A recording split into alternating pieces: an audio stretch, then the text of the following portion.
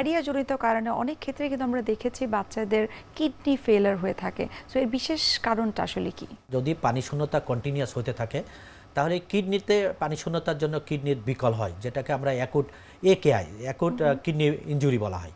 এই একেআই ডেভেলপ করে পরবর্তীতে ডায়রিয়া শুধু যে কিডনির ইলেকট্রোলাইট ইমব্যালেন্স করে, শরীরের যে সোডিয়াম পটাশিয়াম আছে, লবণ পানি ইমব্যালেন্স করে, এটাও একটা হিসেব তার কিডনিটাকে ক্ষতি করার জন্য একটা মানে এক ধাপ এগিয়ে নিয়ে যায়। তারপরে পানি শূন্যতা কিডনির, তারপরে যে কন্টিনিউয়াস যদি পানি শূন্যতা শরীরে হতে থাকে তার শরীরের প্রেশার, যেটাকে আমরা ব্লাড প্রেশার বলি, কমে যায়, পালস কমে যায়, প্রস্রাবের পরিমাণ কমে যায়। আমাদের শরীরে যে কিডনির কাজ কি? কিডনির কাজ হলো ইউরিন তৈরি করা, শরীরের মানে করে দিয়ে আমাদের শরীরে যে বজ্র পদার্থগুলো আছে এটা ইসের মাধ্যমে বের করে দেবে, ইউরিনের মাধ্যমে। তাই শরীরে পানি নাই, তাহলে কিডনির যে নর্মাল মেকানিজমগুলো এখানে তৈরি হতে পারছে না, হাই কালার ইউরিন হবে, হয়ে কিডনি তার নর্মাল কাজগুলো করতে পারবে না, শরীরে ক্রিয়েটিনিনের পরিমাণ বেড়ে যাবে, ইলেকট্রোলাইটগুলো ইমব্যালেন্স হবে, হয়ে তাই কিডনিটা বিকল হওয়ার দিক থাকে।